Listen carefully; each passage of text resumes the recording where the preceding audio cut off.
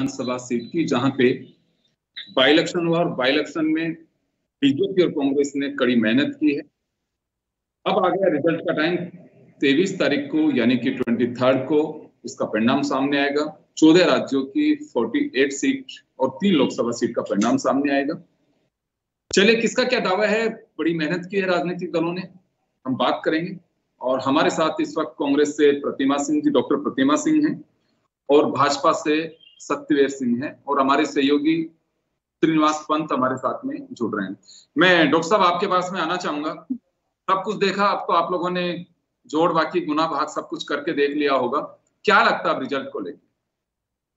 देखिए, बिल्कुल रिजल्ट को लेके हम आश्वस्त हैं, और 23 तारीख को जब रिजल्ट आएगा तो बिल्कुल कांग्रेस के मनोज रावत जी एक अच्छे मार्जिन से विजयी होंगे।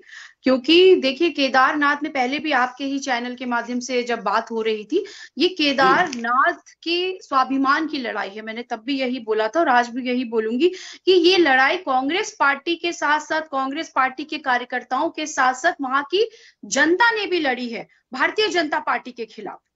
वो जनता ने ये सवाल पूछे हैं, और सवाल अपने वोट कास्ट करके पूछे हैं कि केदारनाथ धाम का जो सोना था वो कहाँ चला गया, जो चांदी थी कहाँ चली गई। और पुष्कर सिंह धामी जी ने वादा किया था कि दूसरा केदारनाथ धाम चाहे कहीं भी हो नहीं बनने देंगे, और आपने खुद न्यूज में देखा किस तरीके से वो वहां पर फोटोज आई कि वो शिलान्यास करते हुए जो है पाए गए। तो इस तरीके से मुझे लगता है आप केदारनाथ धाम का जो एक अपनी महत्ता है उसको घटाने का असफल प्रयास करते आ रहे हैं, जिसको जो है केदारनाथ की जनता और प्रदेश की जनता आपके इन प्रयासों को सफल नहीं होने देगी। और कांग्रेस के हर कार्यकर्ता ने, बड़े नेताओं से लेकर जमीनी कार्यकर्ताओं ने बहुत मेहनत की है, और भारतीय जनता पार्टी का जो असली चेहरा है वो जो है जनता के समक्ष लाने का कार्य किया है। और मुझे लगता है 23 तारीख को उसका परिणाम आपके समक्ष होगा, और केदारनाथ की जनता मनोज रावत जी को जो है अपने प्यार से नवाजेगी, और वो सीट हम जीतेंगे। चलिए डॉक्टर साहब, कड़ा मुकाबला मान के चलती हैं कि, या फिर आपको लगता है कि सीट पूरी जीत रहे हैं अभी आप लोग? देखिए, कांग्रेस पार्टी कभी भी अति उत्साहित नहीं होते हैं हम, ना ही हम सामने वाले अपोजिशन को किसी भी तरीके से कमजोर समझते हैं। बिल्कुल मैं कहूंगी, देखिए मुकाबला कड़ा था या नहीं था ये तो बात की बात है, बट मुकाबला एक अच्छा मुकाबला था जिसमें कि कांग्रेस पार्टी के हर कार्यकर्ता ने मेहनत की है। और देखिए, हम सबसे महत्वपूर्ण बात क्या है यहाँ पे मैं आपको योगेन जी बताऊं कि भारतीय जनता पार्टी की जो सच्चाई है वो जनता के समक्ष आ चुकी है कि इनकी कथनी और करनी में बड़ा फर्क होता है, और इनकी नीयत कभी साफ नहीं रहती। ये पलटू राम की तरह बिहेव करते हैं, आज कुछ और कहते हैं और कल अपनी बात से जो है पलट जाने का कार्य करते हैं। ये केदारनाथ की जनता मैं कहूं या उत्तराखंड की जनता ने ये समझ लिया है, तभी आपने देखा कि मंगलौर का उपचुनाव हो या बद्रीनाथ धाम का उपचुनाव हो, वो कांग्रेस पार्टी के हक में उसका फैसला हुआ है। यही वजह है कि भारतीय जनता पार्टी की नीति और नियत साफ नहीं है। जी सत्यवीर सिंह जी, आप मुझे सुन पा रहे हैं? जी मैं आपको सुन पा रहा हूँ गिरिराज जी। मैं आपका भी दावा जानना चाहूंगा, क्या कहना है? कांग्रेस आश्वस्त है कि ये सीट हम जीतेंगे। इससे पहले जो 2 बाई इलेक्शन हुआ, बद्रीनाथ और दूसरा बेंगलोर, दोनों को भी इन्होंने जीता है, तो कांग्रेस उत्साह में है। डॉक्टर साहब का कहना है कि अति उत्साहित नहीं है, हम केवल उत्साहित हैं और हम ये सीट जीतेंगे। आपका क्या मानना है, क्योंकि आपके सामने दोहरी चुनौती इस वजह से सीट आपके कब्जे में ही है? गिरिराज जी, वैसे तो उत्तराखंड के राजनीतिक परिवेश में देखा जाए तो उत्तराखंड में 4 उपचुनाव अब तक हुए हैं। अच्छा जी जी सत्यवीर जी बोलिए। वैसे तो मैं आपको बताना चाहता हूं, दर्शकों को भी बताना चाहता हूं कि उत्तराखंड के 2022 के बाद जो चुनाव हुए हैं, अभी तक 4 बाई इलेक्शन हो चुके हैं।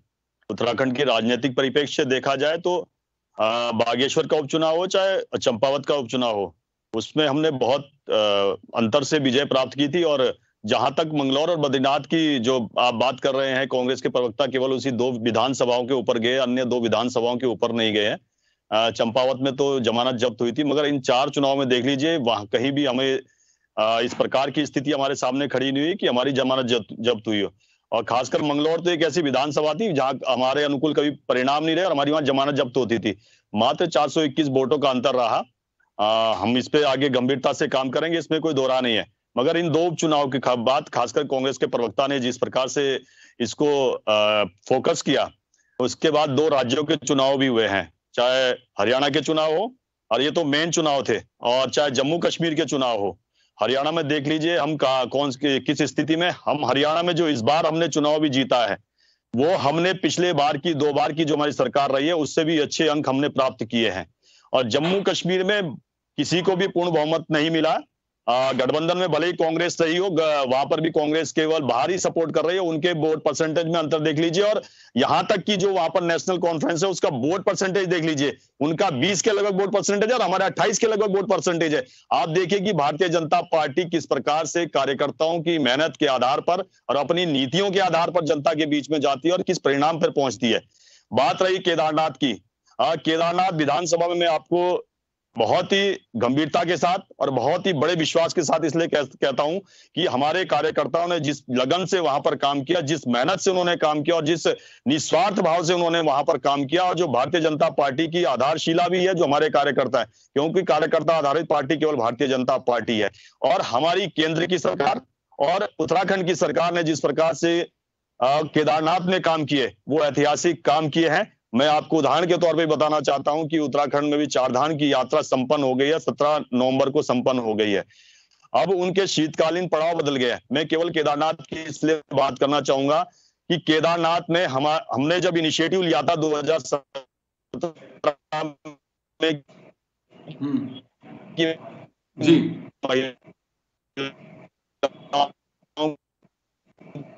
चलिए सत्यवीर जी, मैं वापस लौट रहा हूँ आपके पास में। सत्यवीर जी मैं वापस लौट रहा हूँ। हमारे सहयोगी श्रीनिवास पंत हमारे साथ में जुड़े हुए हैं, वहां टेक्निकल इश्यू है, वो वीडियो में नहीं आ पा रहे हैं। मैं उनके पास जाना चाहूंगा, एक बार जरा उनको सुन लेते हैं। श्रीनिवास आपके पास में आना चाहूंगा मैं, आप मुझे सुन पा रहे हैं?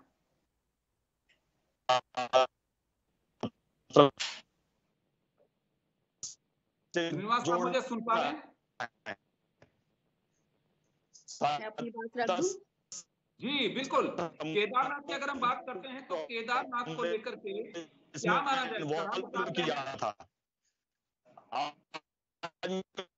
सत्यवीर जी मैं लौटूंगा, सत्यवीर जी मैं आपके पास में लौटूंगा अभी। श्रीनिवास जी पंत हमारे सहयोगी हमारे साथ जुड़े हुए हैं, मैं एक बार उनको सुन लेता हूँ।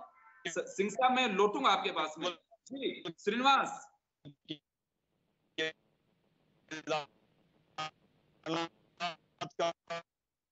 कर दीजिए इनको। केवल जो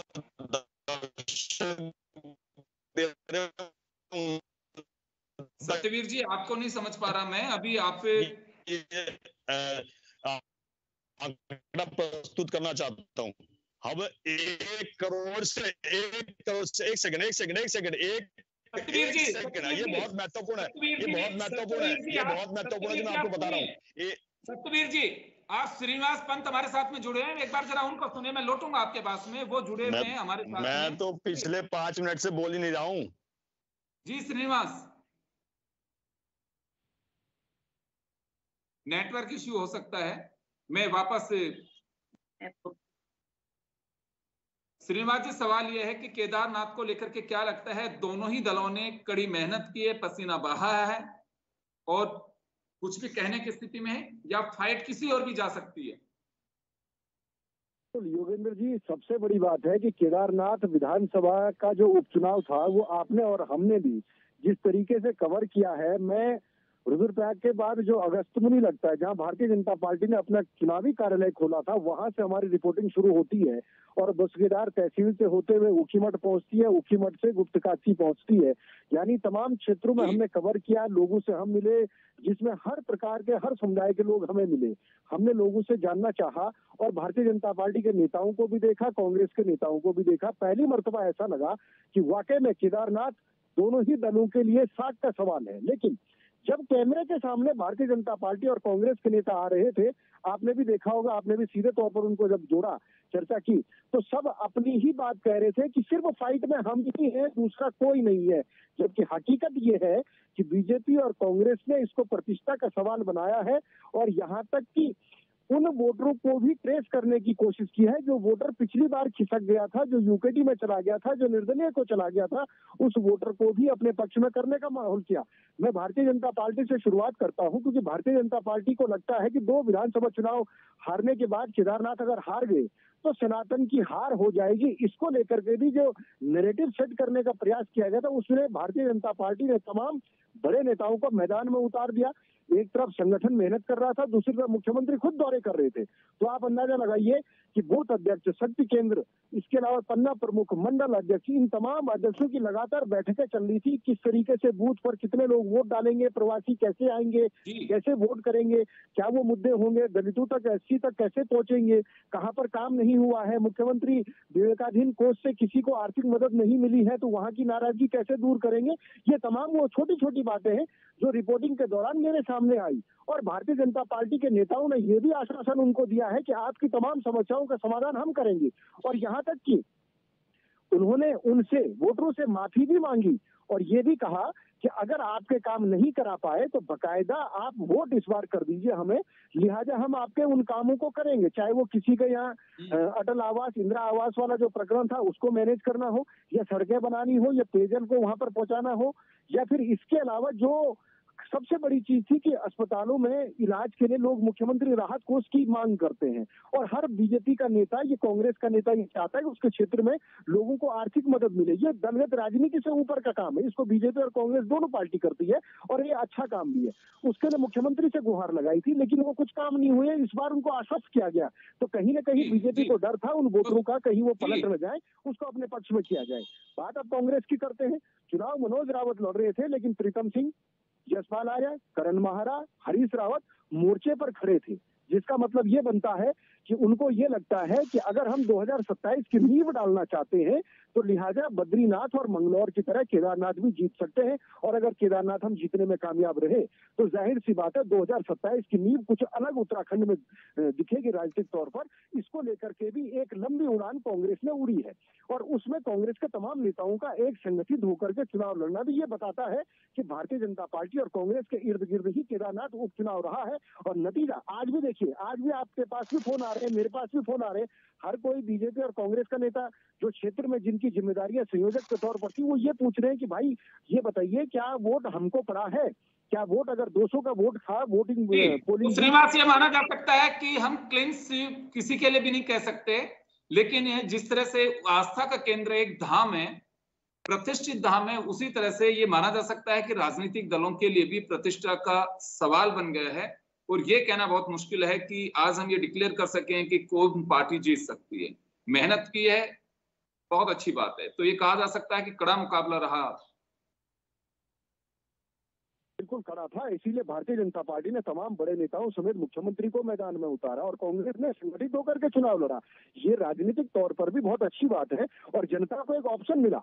देखिए, जनता को एक ऑप्शन जब मिलता है तो जाहिर सी बात है स्वस्थ लोकतंत्र में, स्वस्थ परंपरा के तहत जनता वोट करने जाती है। जनता फिर पार्टी या दलगत के ऊपर नहीं आती। जनता देखती है कि चाहे वो बीजेपी का प्रत्याशी आसन औटियाल हो या कांग्रेस का प्रत्याशी मनोज रावत हो, क्योंकि दोनों में किसमें मादा है अपना काम कराने का, क्षेत्र के काम से संबंधित है, चाहे वो सड़कें हैं, बिजली है। श्रीनिवास, मैं रोकना चाहूंगा, आपको रोकना चाहूंगा क्योंकि समय कम है। मैं दोनों अपने जो गेस्ट जुड़े हुए हैं, मैं एक बार उनके पास में जाना चाहूंगा। डॉक्टर प्रतिमा, पहले आप कुछ कहना चाह रही हैं?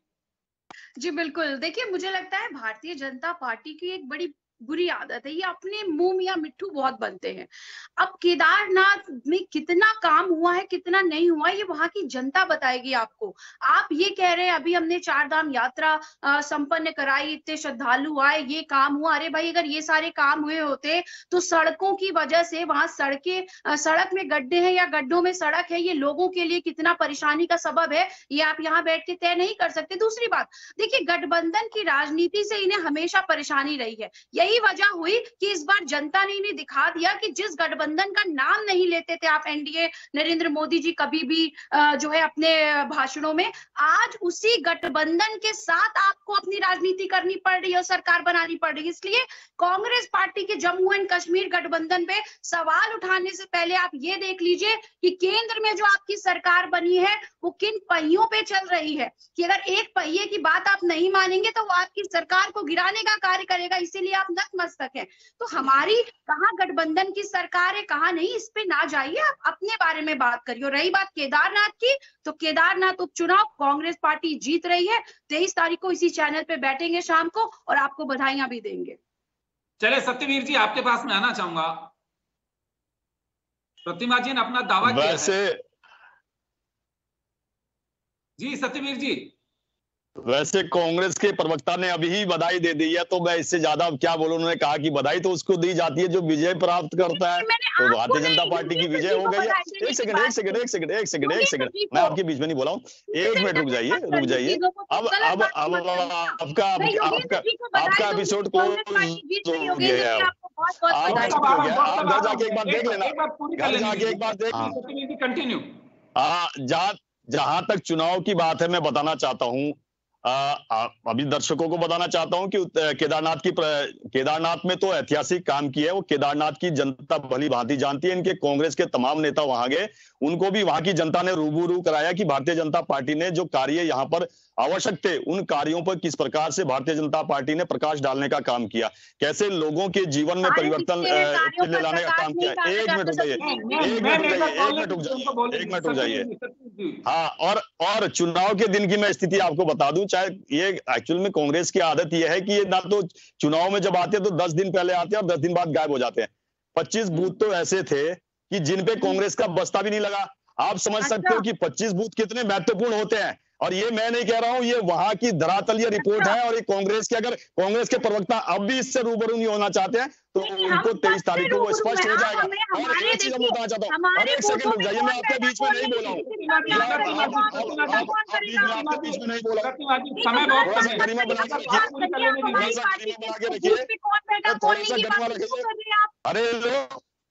अरे लो, अरे हमें हमारे कार्यकर्ता वहां एक बूथ पे, अब सुन लीजिए, अरे सुन लीजिए, अरे बूथ इलेक्शन कमीशन का होता है, किसी पार्टी का इलेक्शन कमीशन का होता है, थोड़ा होमवर्क करके आया करिए। बूथ इलेक्शन कमीशन का होता है, किसी पार्टी का नहीं होता है, किसी पार्टी का नहीं होता है, किसी का नहीं होता।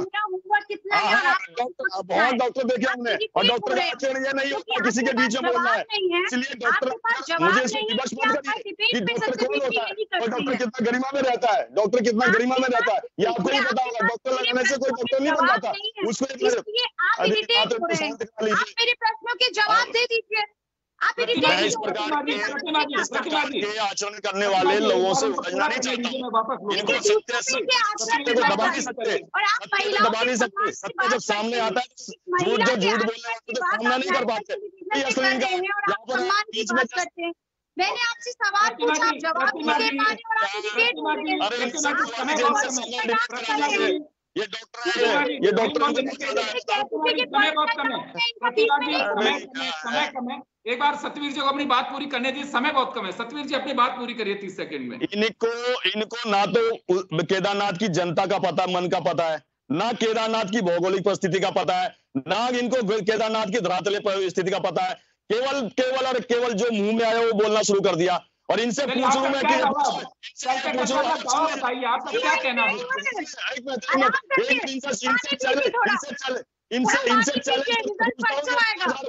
कल के जो मतदान हुआ उसका वोट परसेंटेज बता दे। इनको समय का भाव में रोकना चाहूंगा। 58.89% वोट पड़ा,